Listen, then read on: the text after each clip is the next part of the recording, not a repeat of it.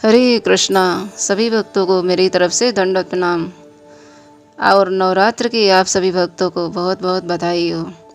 और आज हम लोग कल्याणकारी प्रवचन से एक दूसरा अध्याय का श्रवण करेंगे, जिसके कथा का नाम है मैं और मेरापन कैसे मिटे।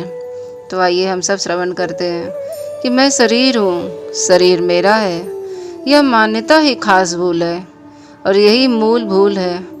आप विचार करके देखो, शरीर मिला है और मिली हुई चीज़ अपनी नहीं होती। अपनी चीज़ तो सदा ही अपनी रही है, कभी भी छूटती नहीं, शुरू से अंत तक अपनी ही रहती है। परंतु मिली हुई चीज़ सदा साथ रहती है क्या? बिछुड़ जाती है। अतः वह अपनी कैसे हो सकती है? स्वयं पहले भी था और पीछे भी रहेगा, और बीच में शरीर मिला तो स्वयं कैसे हुआ? गीता में भगवान कहते हैं, इदं शरीरं कौन्तेय क्षेत्रमित्यभिधीयते एतद्यो वेति तं प्राहुः क्षेत्रज्ञ इति तद्विद। अर्थात यह रूप से कहने जाने वाले शरीर को क्षेत्र कहते हैं, और इस क्षेत्र को जो जानता है उसको ज्ञानी जन क्षेत्रज्ञ नाम से कहते हैं। अतः क्षेत्र और क्षेत्रज्ञ ये दो चीज़ें हैं। जैसे मैं खंभे को जानता हूँ तो खंभा जानने में आने वाली चीज़ हुई है, और खंभे को जानने वाला हुआ है। जो जानने वाला होता है वह जानने में आने वाली वस्तु से अलग होता है। यह नियम है। हम शरीर को जानते हैं, अतः शरीर से अलग हुए। हम कहते हैं यह मेरा पेट है, यह मेरा पैर है, यह मेरी गर्दन है, यह मेरा मस्तक है, यह मेरी इंद्रियां हैं, यह मेरा मन है, यह मेरी बुद्धि है, आदि आदि। जो यह है वह मैं स्वरूप कैसे हो सकता है? अहम अर्थात मैंपन भी यह है। जिस प्रकाश में शरीर, इंद्रियां, मन, बुद्धि दिखते हैं, उसी प्रकाश में अहम भी दिखता है। जो दिखने वाला है वो अपना स्वरूप कैसे हो सकता है? मैं यह शरीर नहीं हूँ, इस बात को दृढ़ता से मान लो। मैं न कभी शरीर था और न कभी शरीर हो सकता हूँ, न शरीर रहूँगा और न कभी वर्तमान में शरीर हूँ। मैं शरीर से बिल्कुल अलग हूँ। इसकी पहचान क्या है? अगर मैं शरीर से अलग न होता, शरीर से मेरा एकता होता, तो मरने पर शरीर भी मेरे साथ चला जाता, अथवा शरीर के साथ मैं भी वह रह जाता। परंतु न मेरे साथ शरीर जाता है और न मैं शरीर के साथ रहता हूँ। फिर शरीर में कैसे हुआ? जैसे मकान में चला जाता हूँ तो मकान मेरे साथ नहीं जाता, मकान यही रहता है और मैं चला जाता हूँ। अतः मकान में और मैं दो एक नहीं है।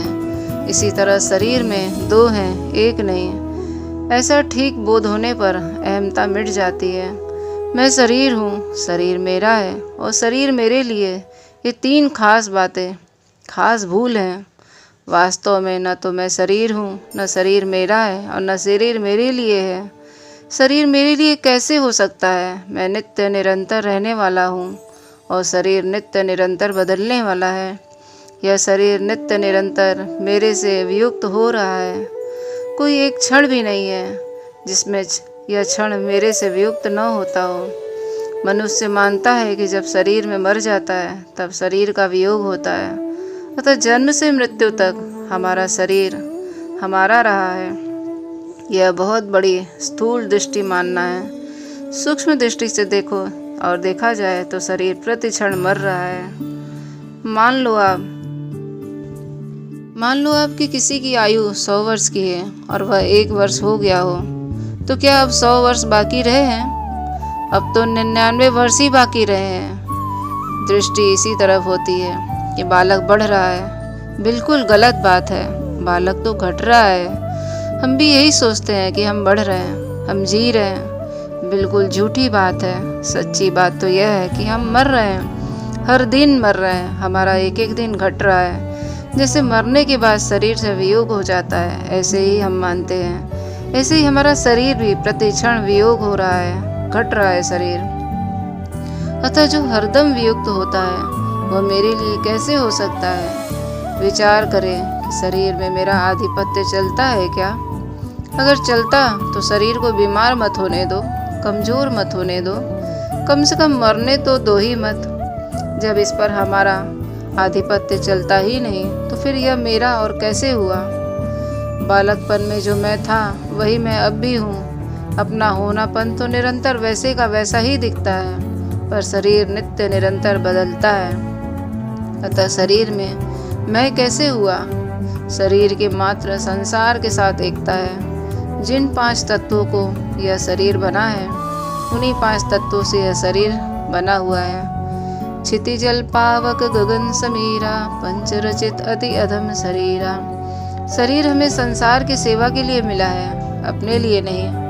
हमारे को शरीर क्या निहाल करेगा? शरीर हमारे क्या काम आएगा? शरीर को अपना और अपने लिए न मानकर प्रत्युत संसार का और संसार के लिए ही मानकर उसको संसार की सेवा में लगा दो। यही हमारा काम आएगा। भगवान की भक्ति में लगा दो। आपको शंका हो सकती है कि इस शरीर से हम जप करते हैं, ध्यान करते हैं, चिंतन करते हैं, सेवा करते हैं, तो यह शरीर हमारे ही तो काम आया। वास्तव में यह शरीर आपके काम नहीं आया, कारण कि आपके स्वरूप पर, आपके स्वरूप तक का कोई क्रिया और पदार्थ पहुँचता ही नहीं। जब ध्यान आदि करने से विवेक विकसित होता है और अंतःकरण में संसार का महत्व मिटता जाता है। विवेक की पूर्ण जागृति होने पर संसार से संबंध विच्छेद हो जाता है। संसार से संबंध विच्छेद होते ही नित्य प्राप्त परमात्मा तत्व का अनुभव हो जाता है, कारण कि नित्य प्राप्त परमात्मा तत्व का अनुभव जड़ और शरीर संसार के द्वारा नहीं होता, प्रत्युत संसार से संबंध विच्छेद होने पर होता है। शरीर संसार से संबंध विच्छेद विवेक से होता है और क्रिया से नहीं। अतः शरीर हमारे काम नहीं आया, शरीर से संबंध विच्छेद ही हमारे काम आया। शरीर को अपने लिए मानोगे तो शरीर से संबंध जुड़ेगा। हम परमात्मा का चिंतन करते हैं तो उसमें मन बुद्धि लगाते हैं, और मन बुद्धि प्रकृति के ही तो हैं। आपके हैं क्या? ये तो प्रकृति के हैं, प्रकृति पर है, और आप स्वयं स्व हैं। अतः परमात्मा का चिंतन करने में आपको पराधीन होना पड़ेगा, जड़ का सहारा लेना पड़ेगा। ध्यान लगाओ तो जड़ का सहारा लेना पड़ेगा, समाधि लगाओ तो जड़ का सहारा लेना पड़ेगा। परंतु चिन्मयता में स्थिति जड़ता के त्याग से होगी, और जड़ता की सहायता लेने से, जड़ता की आवश्यकता समझने से उसका त्याग कैसे करेंगे? जब शरीर आदि जड़ चीजों से संबंध विकसित करने से ही कल्याण होगा, तो फिर ये शरीर आदि हमारे क्या काम आए हैं? इस बात को ठीक तरह से समझें कि शरीर हमारे लिए कैसे हुआ। आप भजन ध्यान करो, दान पुण्य करो, सेवा करो, पर यह सब कल्याण करने वाला तब होगा जब आपका यह भाव होगा कि ये सब मेरे लिए नहीं है, और मेरे लिए नहीं है ये सब, और मेरा होगा भी नहीं। जब ये मेरे लिए और मेरे लिए नहीं है तो फिर इनको करे ही क्यों? इनको इसलिए करना है कि हमने दूसरों से लिया है। शरीर भी तो दूसरों से मिला है, अन्न जल भी दूसरों से लिया है, हवा भी दूसरों से मिलती है। हम रास्ते पर चलते हैं, सड़क भी दूसरों से मिली हुई है, छाया भी दूसरों से मिली हुई है, मकान भी हमें दूसरे कोई ने दिया है। दूसरों से मिली हुई चीज दूसरों की ही सेवा में लगा देनी चाहिए, जिससे कर्जा उतर जाए। पुराना कर्जा उतार देना है और नया कर्जा लेना नहीं है। यह हमारे काम आ जाएगा। यह हमारी बात माने, हमारा कहना मानो। यह इच्छा रहेगी तो नया कर्जा चढ़ता रहेगा। जड़ आपके काम कैसे आएगा? आप तो चेतन हो, तो हम क्या करें? जड़ता से पिंड छुड़ाने के लिए चाहे संसार की सेवा करें, चाहे भगवान की सेवा करें, अपने लिए कुछ न करें। गीता में भगवान कहते हैं, दातव्यमिति यद्दानं दीयतेनुपकारिणे देशे काले च पात्रे च तद्दानं सात्विकी स्मृतम्। दान देना कर्तव्य है। ऐसे भाव से जो दान देश काल और पात्र के प्राप्त होने पर अनुपकारी को दिया जाता है, वह दान सात्विक कहा गया है। इस श्लोक में व्याकरण की एक आश्चर्य की बात बताई गई है। भगवान ने अनुपकारिणे पद में चतुर्थी विभक्ति दी है और देश काले च पात्रे च पदों में सप्तमी विभक्ति दी गई है। कम से कम पात्रे च में तो सप्तमी नहीं कहनी चाहिए, ये पात्राय कहना चाहिए था। वहीं सप्तमी कैसे हो गई?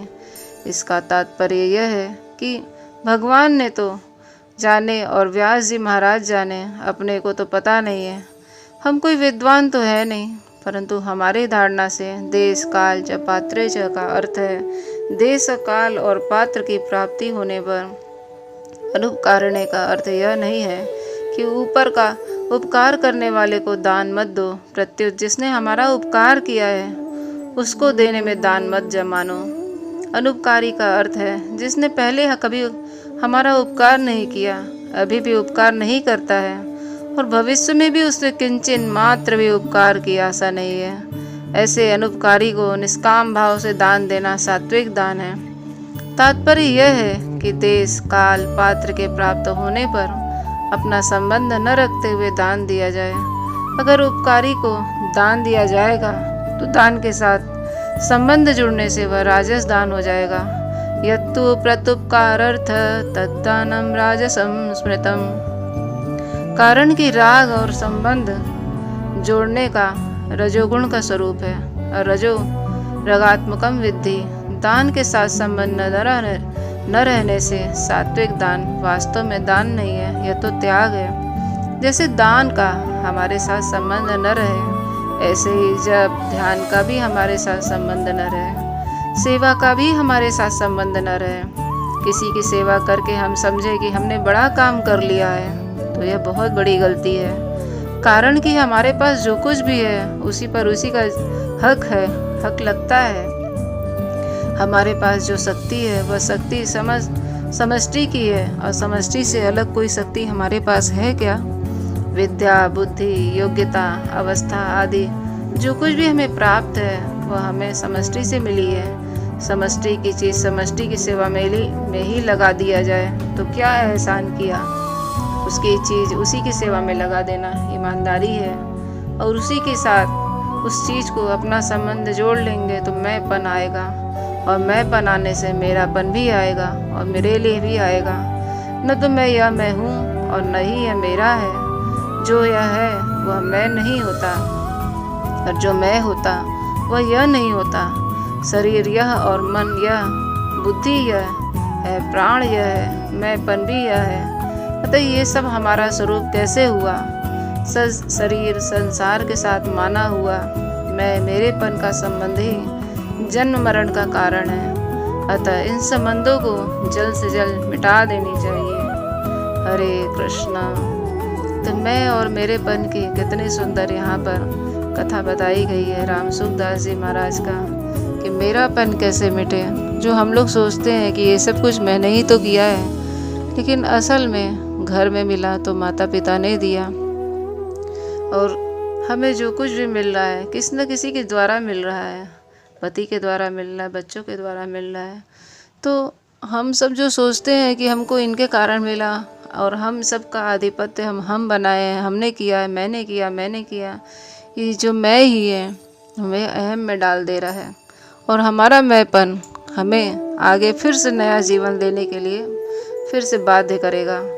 क्योंकि जब तक मैं और मेरापन नहीं मिटेगा हम भगवान के हो ही नहीं पाएंगे और जब भगवान के नहीं हो पाएंगे तो फिर हमें 84 चक्कर में वापस घूमना पड़ेगा। तो मैं और मैंने को हमेशा के लिए दूर करने के लिए भगवान के भक्ति और भजन में लगना पड़ेगा। एकदम से भूल जाना पड़ेगा कि मैं और मेरापन है। सिर्फ हमें अपना कर्तव्य निभाना है।